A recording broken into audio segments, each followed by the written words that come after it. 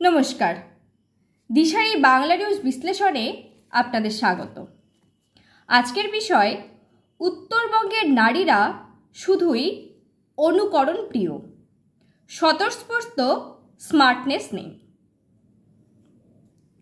আমিও একজন নারী, তাই কোনোভাবেই নারীকুলকে অসম্মান করা উচিত নয়। কিন্তু একজন নারীবাদী মননের সাথে দু একটি বিষয় উত্তরবঙ্গের নারী সমাজকে নিয়ে বলতেই হয়। শিক্ষা দীক্ষা জ্ঞান বিজ্ঞানে উত্তরবঙ্গের নারী সমাজ দিন দিন পিছিয়ে পড়ছে। এর কারণ কি বা সমাধান কি? উত্তরবঙ্গের নারীদের উন্নতিতে পুরুষ সমাজের কতটা হাত রয়েছে? উত্তরবঙ্গের চা বাগানের দিকে তাকান। অধিকাংশ মায়েরা দিনমজুর শ্রমিক।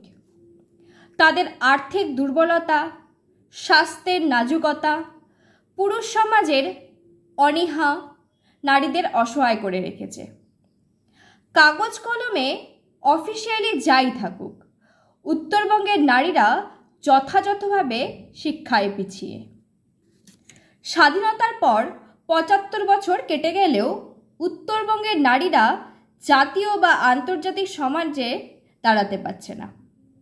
তাদের শিক্ষা, রোজগার, সচ্ছলতা সেই আদিম যুগেই পড়ে রয়েছে।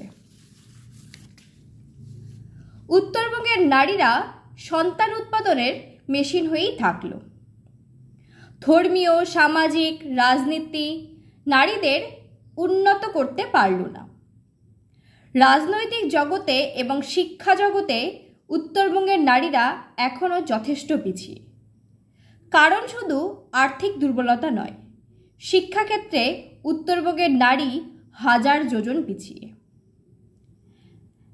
এর জন্য যারা বেশি দায়ী তারা হলো উত্তরবঙ্গের পুরুষ সমাজ, যারা মিউ মিউ প্রাণী। এই নারীকুল তাদের স্বাস্থ্য সম্পর্কে যথেষ্ট সচেতন নয়। শিক্ষা বিষয়ে অনেকাংশে অচেতন। আধুনিক যুবতীরা নিজেদেরকে ডিজিটাল যুগের বাসিন্দা মনে করে, কিন্তু সেও শুধু ফেসবুক, ইউটিউব সর্বস্ব। প্রকৃত স্মার্টনেস বলতে যা বোঝায় তা তাদের মধ্যে নেই। স্মার্টনেসের মূল বিষয় হলো প্রকৃত শিক্ষা, সেটা তাদের মধ্যে নেই। তাই উত্তরবঙ্গের নারীরা শুধু পোশাকে স্মার্টনেস খুঁজে বেড়ায়, যেটা মূল্যহীন। তাই উত্তরবঙ্গে যারা পুরুষ সমাজের হোতা, প্রশাসনিক হোতা, তাদেরও বিকল্প পথ খুঁজে বের করা উচিত।